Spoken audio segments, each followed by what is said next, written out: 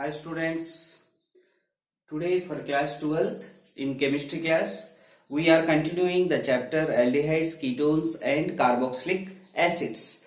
So students, chapter number 12, that is aldehydes, ketones and carboxylic acids. 10th chapter is over and then 11th and this is 12th chapter. We are continuing this chapter, and in this chapter we had studied the preparation methods of aldehydes, the preparation methods of ketones and the preparation methods of both aldehydes and ketones.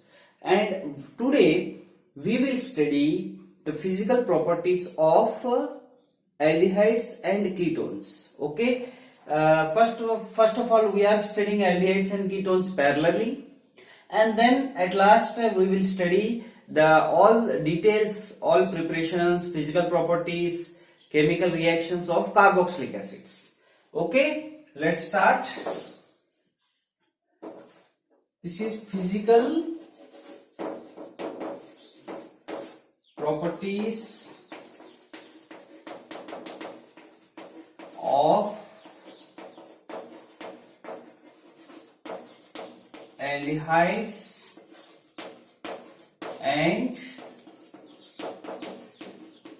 ketones. Okay, so students, the aldehydes, and you all studied the physical properties of alcohols, and today the aldehydes and ketones, basically I am saying that these are having the higher boiling point than ethers and hydrocarbons. This is first point. First point is these aldehydes and ketones have higher boiling, they have higher boiling point. These have higher boiling point. This is due to the molecular association of these aldehydes and ketones. Molecular association, that means these molecules are associated with each other. Hence the boiling point of these two is greater than I am writing is greater than higher than hydrocarbons. This is hydrocarbons and ethers. Okay, this is due to the higher boiling point is due to the weak molecular association. Molecular association is present, but the association is weak. Not that higher, but the association is somewhat weak association due to weak molecular association. Okay, due to the weak molecular association that is present in aldehydes and ketones. Okay students, now there is no hydrogen bonding between aldehydes and ketones, but alcohols have hydrogen bonding between the alcohols, that is intermolecular hydrogen bonding. The hydrogen bonding is of two types. One is intramolecular and another one is intermolecular. The hydrogen bond which is present in alcohols is, you all know that it is intermolecular hydrogen bonding which is present in alcohols. But these aldehydes and ketones doesn't have such type of intermolecular hydrogen bonding. Yes, you know. Hence, you can compare aldehydes and ketones. The boiling point of aldehydes and ketones is less when compared with alcohols. This is due to because of the absence of intermolecular hydrogen bonding. This is also very important point. That is second one, boiling point of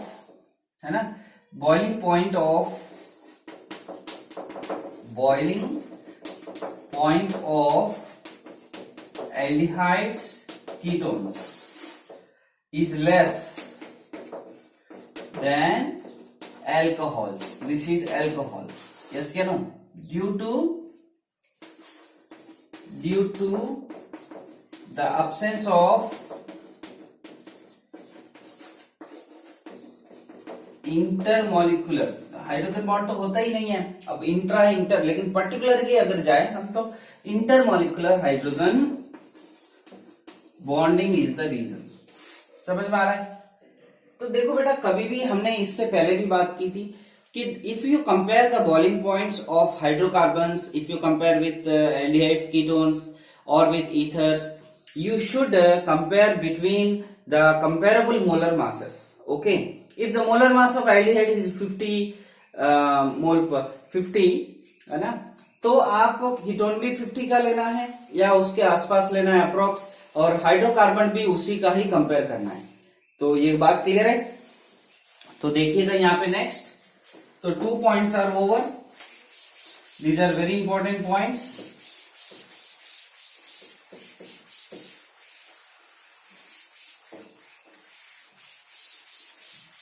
Next point is, if I say कि the lower, I can say the lower aldehydes and ketones are having pungent smell. Okay, you can see in the markets that fragrance are there, जो खुशबूदार Saint है, जो spray है, deodorants है, उसमें जो smell आती है, that is due to aldehydes and ketones. But here the lower, next point is, the lower aldehydes and ketones are having pungent smell. Okay, these are having pungent smell, but on increasing number of carbons or alkyl chain, अगर हम alkyl chain को बढ़ा दिया जाए, then pungent smell decreases and fragrant smell increases. This is important. Pungent smell कम होती है, fragrant smell बढ़ती है। कैसे बढ़ेगी? If we increase the number of carbons or side chains or alkyl chains in case of aldehydes and ketones. Okay, this is next point. इसलिए ये जो aldehydes and ketones है, जो ज्यादा कार्बन वाले थे 7, 8, 5, तो वो क्या करते हैं हम, हेप्टेनल, वो जो फ्रेगनेंट्स के अंदर यूज में आते हैं। अगर हम नेक्स्ट की बात करें सॉल्युबिलिटी की, ठीक है, सॉल्युबिलिटी, ठीक है। तो आप मुझे बताइए, लोअर अगर मैं एल्डिहाइड लूं और कीटोन लूं, तो ये वाटर के अंदर क्या होते हैं, सॉल्युबल होते हैं, मिसिबल होते हैं, सॉल्युबल होते हैं। ऐसा क्यों होते हैं? सपोज देखो, ये क्या है, ये एक कीटोन या एल्डिहाइड है, ठीक है। अगर हम H लगाएंगे तो एल्डिहाइड हो जाएगा, अगर हम दोनों तरफ R लगाएंगे, एल्काइल ग्रुप लगाएंगे, तो ये कीटोन हो जाएगा। तो देखो, ये जो है हाइड्रोजन के, वाटर के हाइड्रोजन के साथ क्या कर सकता है, ये हाइड्रोजन बॉन्ड बना सकता है। अभी हमने बात की थी कि ये आपस में हाइड्रोजन बॉन्ड नहीं कर सकते, इसलिए बॉइलिंग पॉइंट इनकी कम है अल्कोहल से भी। Here I am saying that there is a intermolecular hydrogen bond between this hydrogen and this oxygen, this one है ना, तो this is known as intermolecular hydrogen bonding. There is a intermolecular hydrogen bonding between water and aldehydes or ketones. Due to this intermolecular hydrogen bonding, the lower are soluble in water. देखो students, lower ही क्यों कहा है?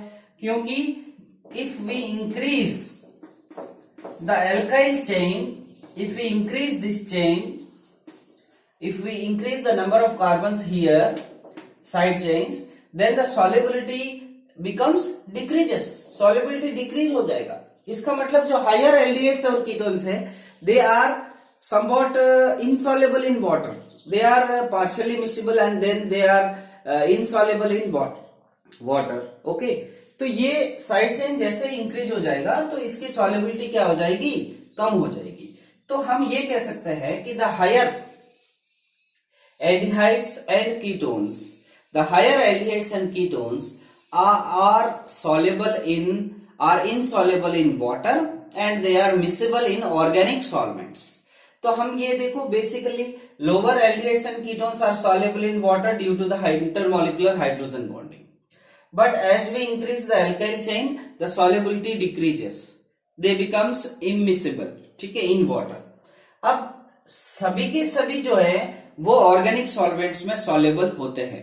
All the aldehydes and ketones, maybe 2 carbon, maybe 3 carbon, maybe 4 carbon, maybe higher carbon, maybe having more alkyl chains, they all are soluble in organic solvents. ये सारे के सारे organic solvents में soluble होते हैं.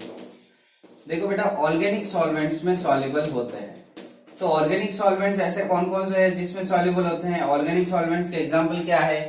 C6H6 बेंजीन है, chloroform है, CHCl3 chloroform है ना, और भी सारे हैं, मिथेनॉल है, देखो मिथेनॉल है. ये सारे क्या है, इनके अंदर क्या होता है, ये ईथर्स हैं. ईथर भी क्या है, देखो फंक्शन ग्रुप तो होता ही है ये सारे, लेकिन ये ऑर्गेनिक सॉल्वेंट्स भी हैं. तो organic solvents, inorganic solvents, all the aldehydes and ketones are easily soluble. तो बात क्लियर है. तो these are the properties, physical properties. Okay.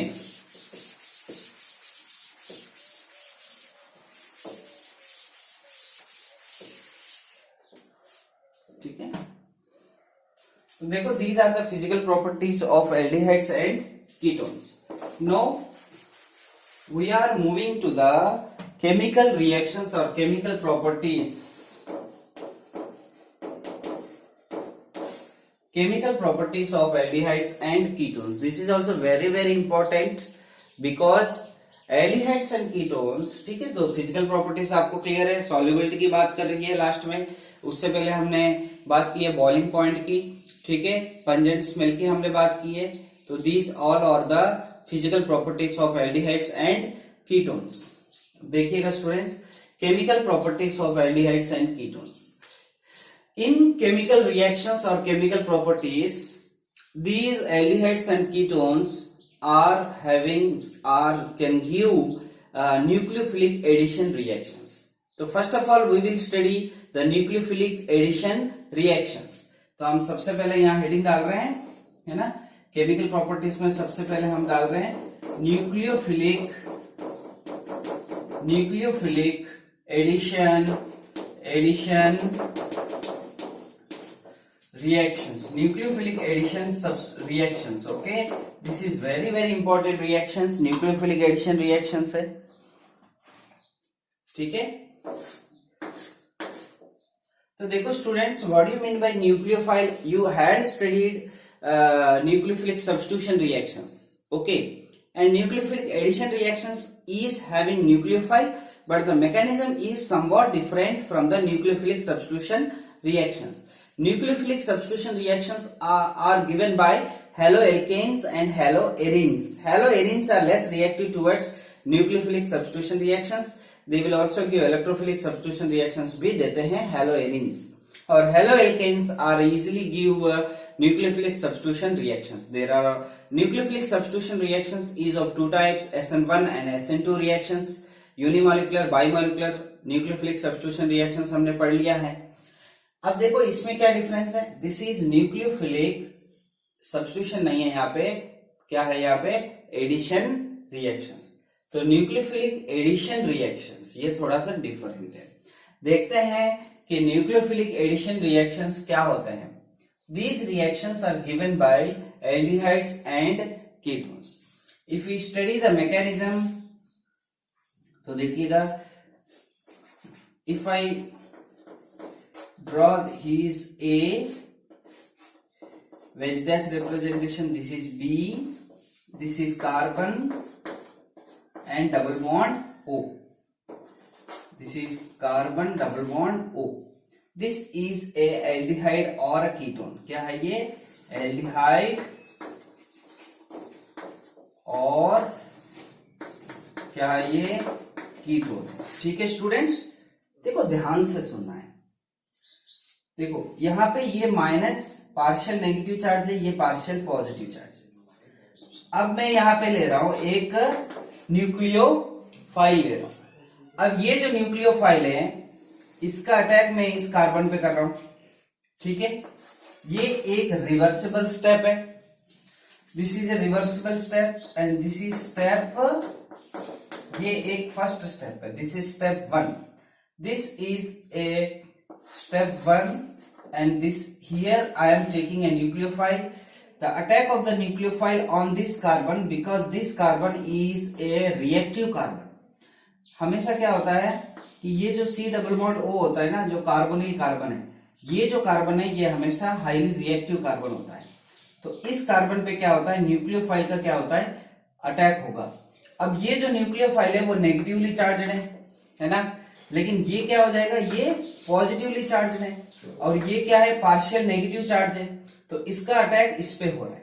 तो बात क्लियर है। अब देखिएगा क्या बनेगा इसमें, दिस इज न्यूक्लियोफाइल और ये A है और ये क्या है, ये B है और ये O माइनस है। क्योंकि जैसे ये अटैक करेगा, आपको ध्यान से सुनना है, ये जैसे ही इस कार्बोनिल कार्बन पे अटैक करेगा तो ये इलेक्ट्रॉन्स मूव करेंगे इस तरीके से। ठीक है, अब ये इस तरीके से मूव किया तो ये क्या हो जाएगा, O माइनस बन जाएगा। तो ये डैश रिप्रेजेंटेशन है, ये वेज रिप्रेजेंटेशन है। जब ये इस तरीके से अटैक करेगा तो इसका कॉन्फ़िगरेशन ऐसा कैसा बनाया है, देखो मैंने कोई चेंज नहीं किया। A उस तरफ, B अपने तरफ, और ये कैसा स्ट्रक्चर है, ये बेटा टेट्राहाइड्रल है। कैसा है ये, टेट्राहाइड्रल कॉन्फ़िगरेशन है। क्या है ये, टेट्राहाइड्रल है। आप सबको पता है टेट्राहाइड्रल इंटरमीडिएट बोलते हैं इसको, है ना। अब ये sp3 हाइब्रिडाइज्ड होता है। कैसा होता है, ये sp3 हाइब्रिडाइज्ड होता है। बेटा ये क्या है, ये प्लेनर है। क्या है ये, एक तरीके से ट्राइगोनल प्लेनर है ये। तो ट्राइगोनल प्लेनर जो है उसका हाइब्रिडाइजेशन क्या होता है, sp2 होता है।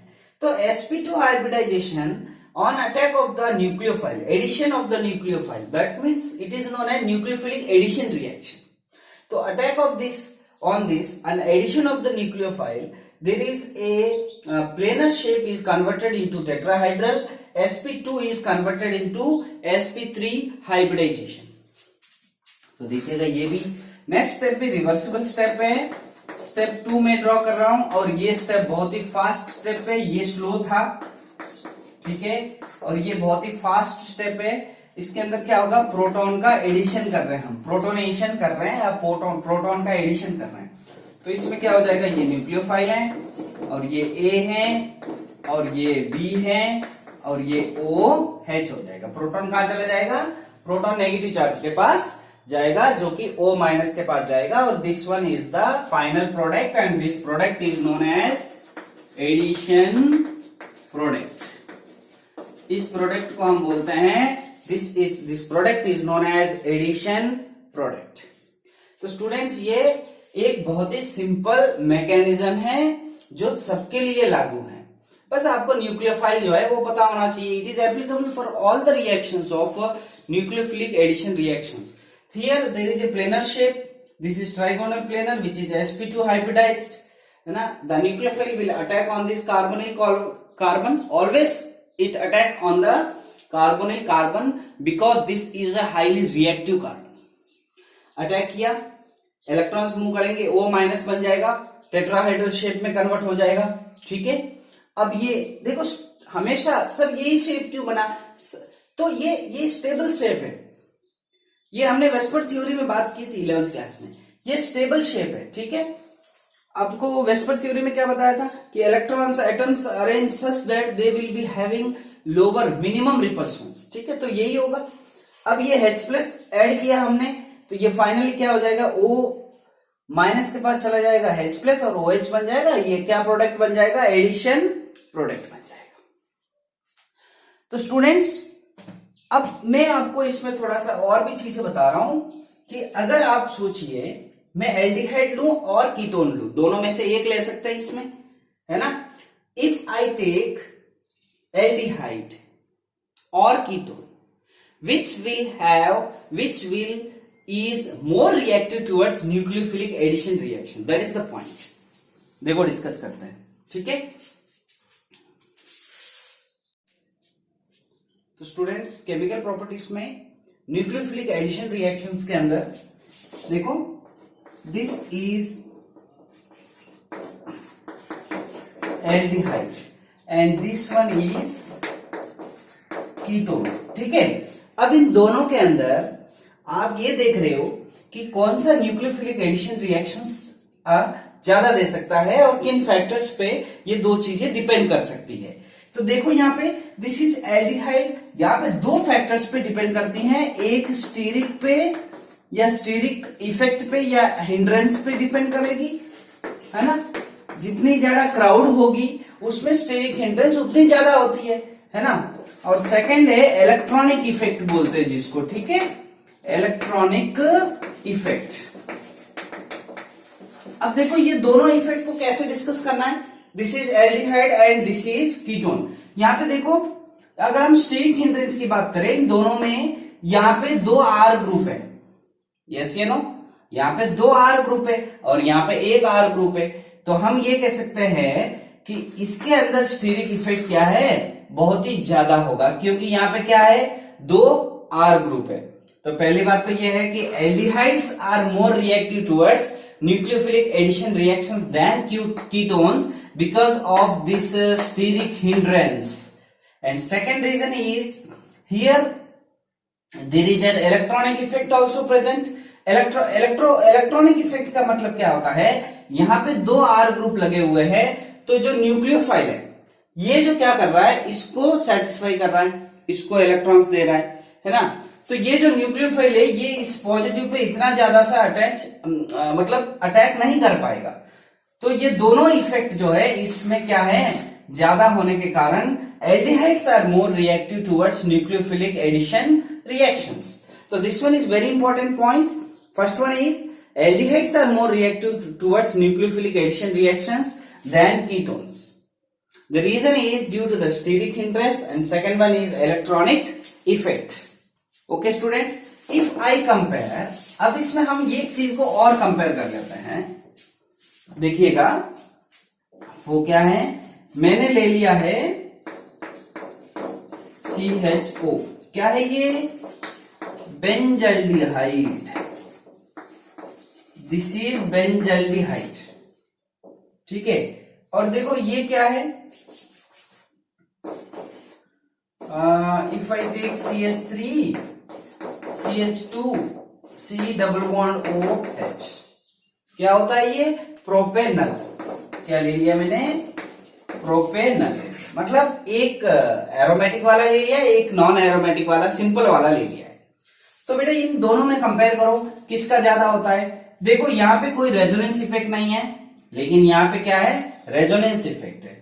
देखो यहाँ पे due to this resonance effect, here there is a resonance effect, R effect है, due to resonance।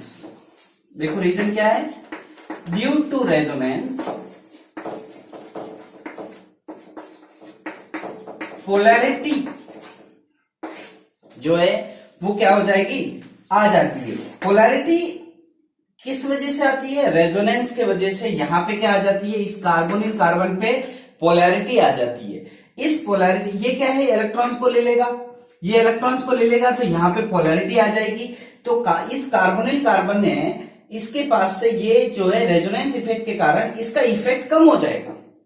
Therefore, this benzaldehyde, due to the resonance, due to the decrease of polarity, there is less reactive towards nucleophilic addition reactions than propanol.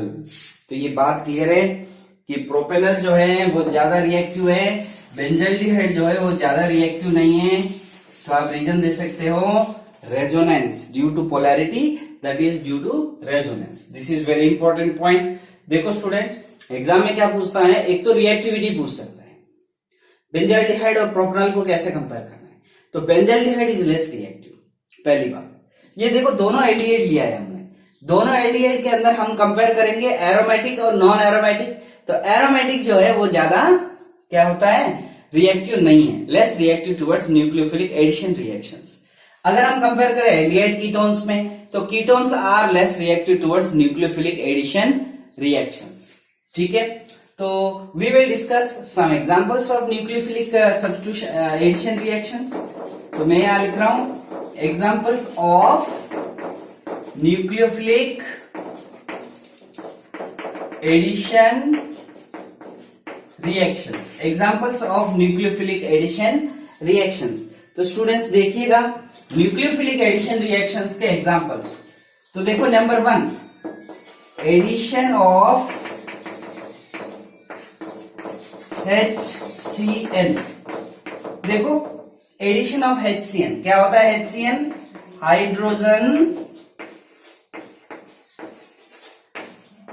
Hydrogen cyanide होता है। HCN क्या होता है? Hydrogen cyanide, HCN। तो देखो बेटा ये जो HCN है इसके अंदर Cn माइनस क्या होता है? ये क्या होता है? न्यूक्लियोफाइल होता है। क्या होता है? Cn माइनस साइनाइड क्या होता है? ये न्यूक्लियोफाइल होता है। ठीक है, अब इसको इससे प्रोड्यूस कैसे करना है? ये जो HCN है ये बहुत ही प्योर है, और प्योर HCN जो है उसका Cn माइनस देने की टेंडेंसी बहुत ही स्लो होती है। That's why we will use base. We will use base. कारण क्या है? देखो ऐसा रटने से नहीं होगा। क्या है यहाँ पे? HCN is pure form and pure form is very slow to produce Cn minus, hence we will use base to produce easily Cn minus.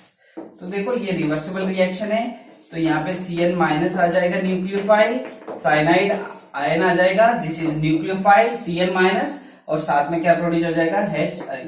OH के साथ मिलके क्या हो जाएगा? वाटर प्रोड्यूस हो जाएगा।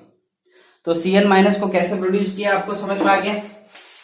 अब देखो रिएक्शन कैसे करना है।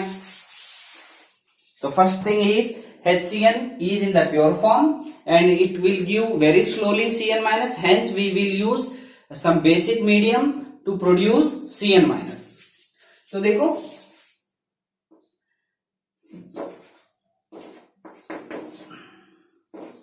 this is carbonyl and this is Cn minus।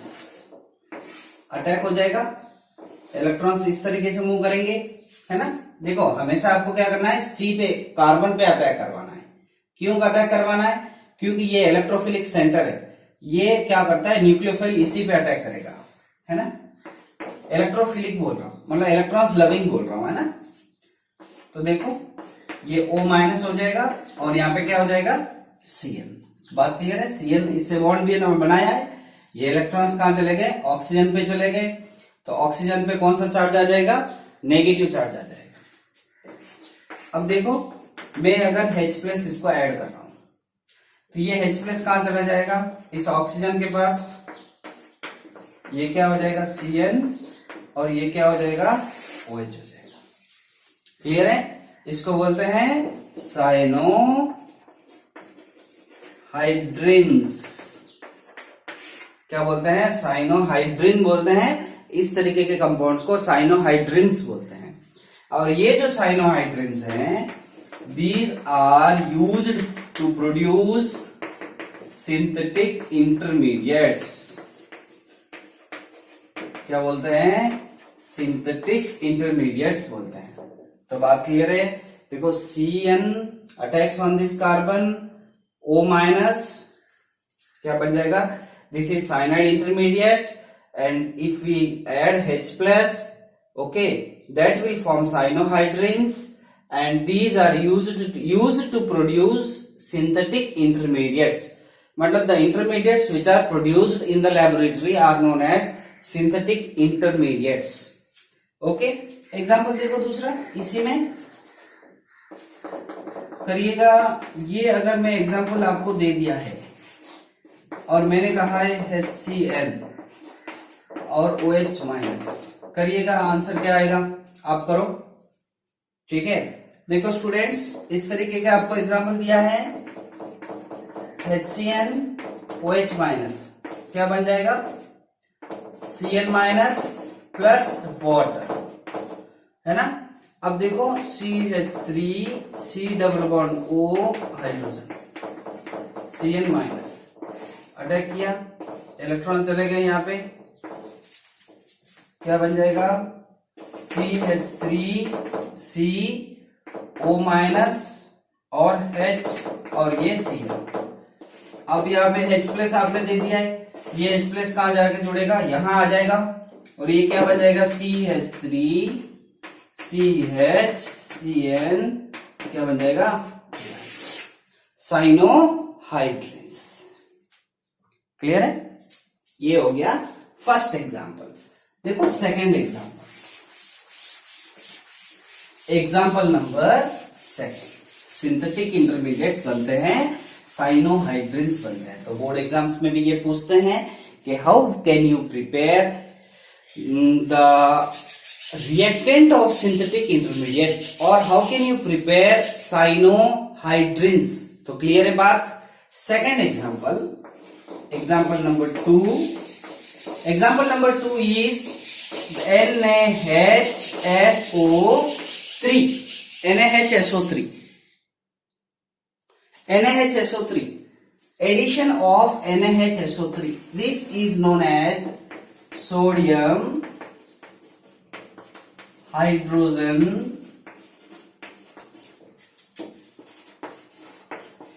Sulphide.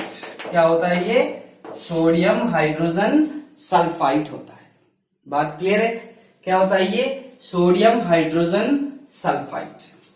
इसका एडिशन करना है, क्या करना है, एडिशन करना है, मतलब इसका रिएक्शन करना है।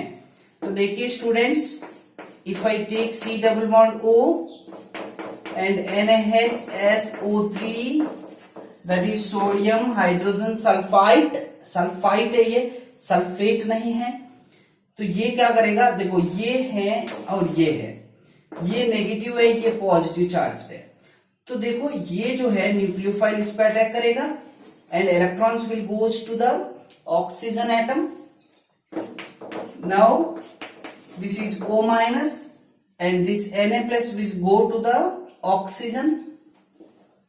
तो यहां पे मैंने बना दिया Na, ठीक है, and this will goes to this nucleophile will goes to this carbon, carbonyl carbon, this one, this is SO3 hydrogen, and really if I draw this bond of this one is this type, ये होता है originally OSO2H होता है, SO3H नहीं होता है।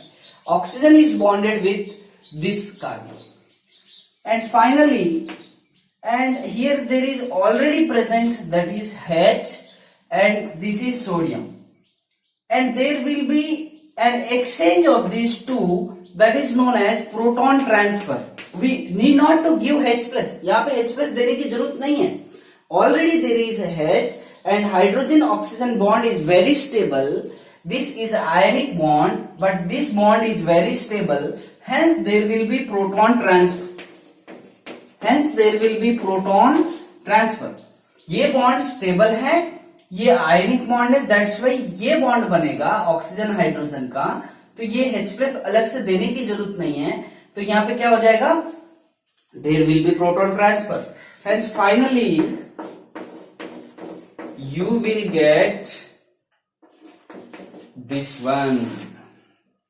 Okay, there will be proton transfer. This is an addition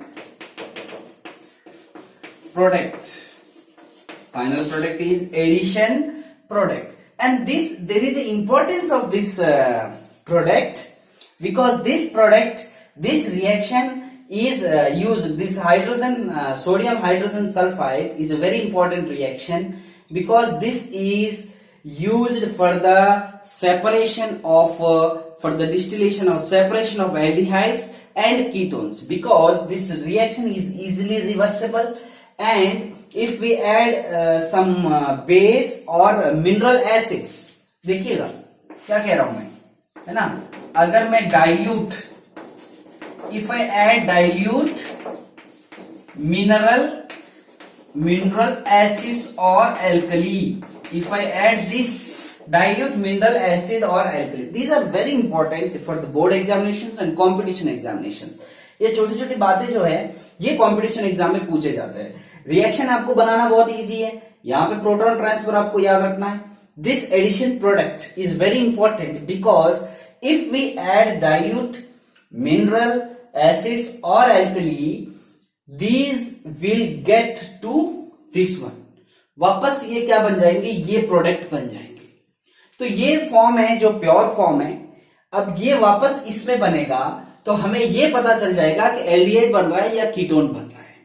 ये इसके नेचर पे डिपेंड करेगा कि ये जब ये बनेगा, मिनरल एसिड्स का कलर चेंज होगा तो हमें ये कह सकते हैं कि उसमें एल्डिहाइड है और कीटोन है. This is a very important method to separate aldehydes and ketones. For the refining of aldehydes and ketones, this sodium hydrogen sulfide addition product is very important. When we add dilute mineral acids or alkali, this reaction is happen reversible. Hence, this is used for the refining or identification of aldehydes and ketones. Okay students, and this third reaction, that is reaction with Grignard reagent. Reaction with RMgX, this is a Grignard reagent. क्या बोलते हैं इसको? Grignard reagent. The reagents are of different types. This is Grignard reagent, Lucas reagent. हमने देखा है ना, ZnCl2 anhydrous ZnCl2 और HCl को देखा हमने, that is Lucas reagent. This is a Grignard reagent which is important. Last chapter in alcohols we had prepared alcohols. The same reaction we are studying here. देखिए students, this एक reaction में discuss करता हूं आपको definitely. C double bond O, क्या है ये? Carbonyl. मैंने ले लिया RMgX. देखो ये R है नेगेटिवली चार्ज, ये है पॉजिटिवली चार्ज. ठीक है. This one nucleophile that will attack on this. O minus is formed. देखो O माइनस, यहां पे क्या हो जाएगा? R. अब ये O माइनस के पास कौन जाएगा? MgX है ना, MgX जाएगा. अब देखो ये हो गया CrO.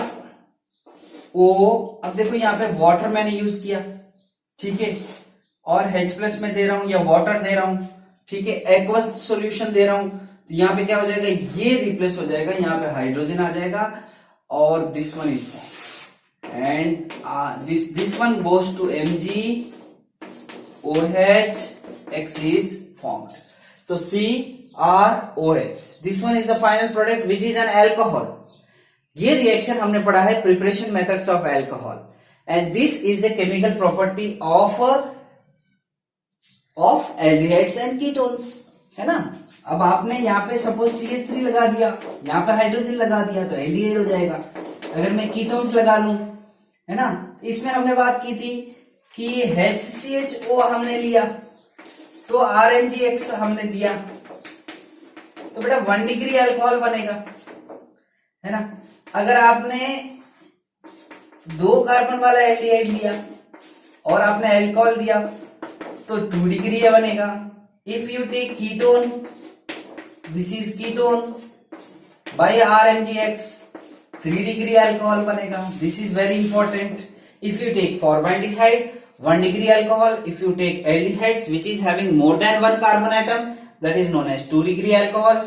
And if you take ketones, there will be 3 degree alcohols. So this is about the reaction of nucleophilic addition reactions of Grignard reagents. So today we had studied the mechanism of nucleophilic addition reaction, how the addition product is formed, and second we had discussed the reactivity of aldehydes and ketones, and then we had discussed the reactivity of aldehydes, that is aromatic and other propanol, benzaldehyde and propanols are compared. The reason is resonance effect. And then we had studied the examples of nucleophilic addition reactions. The first example is HCl, how the Cn minus is produced, that is nucleophile, by addition of alkali medium, that is base OH minus. We can produce Cn minus cyanides, cyanide nucleophile, and the product formed is cyanohydrin, which is used for the synthetic intermediates. And secondly, we had prepared used nucleophile, that is sodium hydrogen sulfide, and then we had prepared the separation of aldehydes and ketones. And then the last one is repeated, that is RMGX, that is Grignard reagent, in which alcohols are produced. ये याद रखिएगा, और ये mechanism है, बार बार हम देखा है, last chapter में भी हमने देखा है. तो thank you students. This is all about the, we will continue or other nucleophilic addition examples in next class. Thank you.